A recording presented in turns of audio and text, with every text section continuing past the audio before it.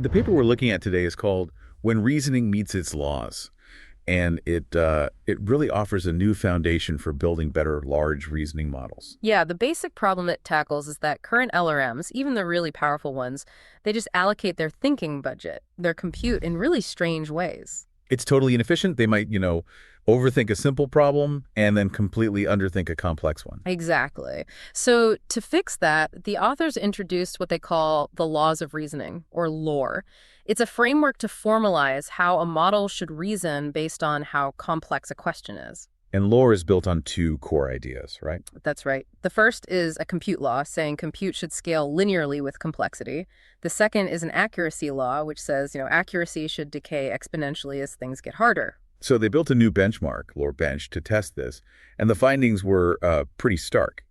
Models are mostly okay at what they call monotonicity, thinking longer on harder tasks. But they catastrophically fail at compositionality. They just don't get that the work for two combined tasks should be the sum of the work for each individual one. Which led to their solution, a fine-tuning method they call SFT-Compo. It just forces the model to follow that additive compute rule. And the results were huge. It drastically cut down the structural error by over 40% in one case, and more importantly, it led to real performance gains across 6 major reasoning benchmarks. It proves that making a model follow these theoretical laws actually makes it smarter. Okay, let's really dig into this, because the anomaly that kicks this whole caper off is so counterintuitive it's almost funny. It is. It's a complete break from just, human common sense. Yeah. When we face a problem, we match our effort to the difficulty. If something is twice as hard, we think twice as long. LRMs just don't. And the paper has this one killer example with DeepSeek R1 that just perfectly shows the problem. Right. So they had this composite problem with 2 simple steps. The sub-problems were compute the sum of 1 through 10 and square the number 55. Okay, pretty simple stuff. You'd think. But for the sub-problem, just square the number 55. The DeepSeek R1 1.5b model used an enormous reasoning chain. We're talking 11,197 tokens. Wait. 1,000 tokens? Over 1,000 tokens. To calculate 55 squared, what on earth was it doing? Writing an essay on the history of numbers. It's just wild computational waste. But here's the kicker. When it was given the composite question, which should be harder, right? It has to do both steps. Right, it should take more work. The model generated a chain of thought of only 525 tokens, less than half, and its accuracy shot up to 75%. It's completely backwards. It threw everything at the simple step and failed, and then it got lazy on the harder combined step and somehow succeeded. It's like an athlete sprinting the warm-up and then jogging the actual race. It just highlights this deep structural flaw. And the paper argues this comes from the training data itself. Exactly. The chain of thought data is often just generated without any real rules on how long the thinking should be. So the model sees all these examples of random overthinking and underthinking, and it never learns a consistent, efficient strategy. It's just guessing how much effort to use each time. Precisely. And that's what the authors want to fix. The whole challenge becomes, how do we get past these weird anecdotes and actually define a theoretical framework for efficient reasoning? And that, of course, is where LRE comes in. Right. The framework formalizes this relationship between a problem's true complexity, the compute a model spends, and the accuracy it gets. So first, they have to define complexity, which sounds tricky. It is. They call it kappa of X. And theoretically, it's the absolute minimum number of simple steps a deterministic Turing machine would need to solve the problem. Okay, so in plain English, it's not about how hard the model finds the problem. It's about the bare minimum, non-negotiable amount of work required by, like, a perfect foundational calculator. That's a great way to put it. It's the intrinsic difficulty. And while you can't really measure that directly, you can measure the model's behavior. So they define reasoning compute, C to X, as the number of reasoning tokens. And reasoning accuracy, of phi x, as the odds of getting the right answer. Exactly. With that setup, they propose the laws. Hypothesis 1 is the compute law. It says the optimal compute budget should be directly proportional to that intrinsic complexity. Double the complexity, double the tokens. Simple enough. And to measure that, they use 2 properties. The first one is compute monotonicity. Which is just, order preservation. If question B is harder than question A, the model should spend more compute on B. It's the most basic test. But the second property is the really big one and the one models struggle with, compute compositionality. Yes. For 2 independent questions, let's call them 6 died under month by 2, The compute for the combined question should just be the sum of the compute for the parts. C theta molo for 2 should be about equal to C at honora 2 plus theta plus adamanol data 1. And that's so intuitive. If I ask you to solve a geometry problem and an algebra problem, your total thinking time is basically the two added together. Right. And they define independence strictly here using different knowledge sets, like a calculus question paired with a number theory question. Okay, so that's the compute law. What about accuracy? That's hypothesis 2, the accuracy law. It predicts that accuracy goes down exponentially with complexity, which makes sense. Every extra step is another chance to make a mistake. And it also has two measurable properties. Accuracy, monotonicity, Harder problem, lower accuracy. Simple. and accuracy compositionality. Let me guess. For two independent problems, the total accuracy is the two individual accuracies multiplied together. You got it. It's the probability version of the additive compute law. So we have these four really neat intuitive properties. The big question is, do any of our modern powerful LRMs actually follow these rules? And to answer that, they built the LOR bench. It's a two-part benchmark designed specifically to test monotonicity and compositionality. Let's start with Lori Mono for monotonicity.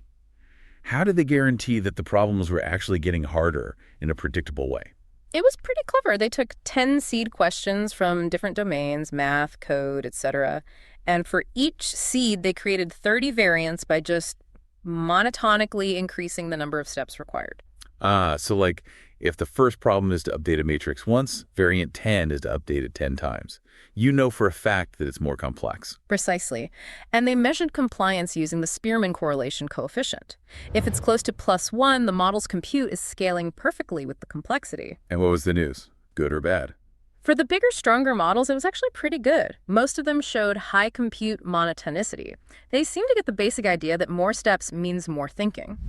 But there was an exception. Yeah, the smallest model they tested, the DeepSeek R11.5B, it really struggled. It showed poor or even negative correlation in language and code. Which goes back to that fail to think problem, right? Would just give up on some problems and generate zero reasoning tokens. Exactly. But while monotonicity was mostly okay, the real breakdown happened when they tested compositionality with LoRa-Compo. Okay, so for this one, they paired questions from different subjects, like geometry and number theory, to make sure they were independent. Right, creating 250 of these triplets. And to measure how well the models did, they used a metric called Normalized Mean Absolute Deviation, or NMAD. Which is just a fancy way of saying how far off were you from the perfect additive answer. Yep, lower NMAD is better. And the verdict? Let me guess. Not good. Not even close. The paper says they fundamentally fail compositionality. The NMAD values were huge. The plots were just a scatter of points, nowhere near the ideal line where the combined work equals the sum of the parts. And that failure holds up even for models that are supposedly designed to control their thinking length. Right. Things like thinkless. It shows this isn't a problem you can just hack your way around with simple length controls. The model needs a deeper structural understanding of how tasks combine. So this is the big failure point, and it's what they decide to fix. Yes, the whole solution is focused on enforcing this one property, compute compositionality. And this is SFT-Compo. They use supervised fine-tuning, but with a really smart filtering step. Exactly. They start with those question triplets, and they get a strong teacher model, in this case, DeepSeek R114B, to generate a bunch of possible answers. But they don't just take any correct answer. This is the key part. This is the key. They sift through all the correct reasoning paths, and they specifically select the set of 3 more, one for each subproblem and one for the composite, that minimizes the deviation from that additive compute law. So they are actively curating a data set of perfect, law-abiding reasoning. They're teaching the model not just to be right, but to be efficient and structurally sound. You've nailed it. They're fine-tuning the smaller models on these ideal examples. Okay, but does forcing a model to follow this one specific law actually make it a better reasoner in general? Or does it just get good at that one thing? That's the million-dollar question, and the results are a huge yes. First, on the compliance side, SFT-Compo worked perfectly. The NMAD for the 1.5B model dropped by 40.5%. The behavior got dramatically closer to that ideal line. So definitely learned the law. But did it generalize to other tasks? It did. Enforcing compute compositionality led to consistent accuracy improvements across all 6 major reasoning benchmarks, GSM8K, AME, Olympiad Bench, all of them. The 8B model saw a plus 5-point gain in average accuracy. Hold on, though. How do we know the gain is from the law, and not just because they're distilling from a smarter teacher model? That usually helps anyway. Great question, and they had a control for that. They compared SFT-Compo to a standard SFT baseline that also used the strong teacher, but just sampled a random correct answer without the compositionality filter. So the baseline got the smarts, but not the structure. Exactly, and SFT-Compo significantly outperformed that baseline every time. It confirms the gains weren't just from a better teacher, they were from embedding the efficient theoretical structure of the law itself. And this is where it gets really fascinating, the synergistic effects. By fixing just this one thing, compositionality, they accidentally started fixing the other laws too. It's a cascade effect. Remember that little 1.5B model that was terrible at compute monotonicity for code? Yeah. Its Spearman correlation was a pathetic 151. Right, it was failing to scale its effort. Well, just by training it on compute compositionality, that correlation score jumped to 0.914. It learned how to scale its effort properly on single tasks without ever being explicitly trained on that. Wow. So by forcing it to learn how total work adds up, it implicitly learned how to gauge the effort for the individual parts. It's all connected. Deeply connected. And it's the same story for accuracy. SFT-Compo was optimized only for the compute law, but it also dramatically improved accuracy compositionality. The NMAD for the accuracy law dropped by over 71% on that small model. So getting the effort management right, the compute law also makes the model more reliable and less prone to errors. When it thinks efficiently, it thinks more correctly. The main takeaway here is really foundational. Laurie gives us a theoretical guide for developing LRMs that goes way beyond just ad hoc heuristics. It's a blueprint. It shows that designing our systems around these basic, intuitive cognitive laws is what leads to real gains in general reasoning. Absolutely. The paper showed that ensuring compute scales linearly and additively based on the minimal steps for a deterministic machine has this huge payoff. So if we found so much success just by making our models adhere to these simple rules of minimal effort, what happens when we start trying to formalize even more complex cognitive laws? If we could define the optimal laws for things like working memory or context dependence or the trade-offs in multi-step planning, what would the ideal theoretical framework for AGI actually look like? And how close can we really get to tuning our models to that perfect theoretical ideal? That, for you, is the next frontier to think about.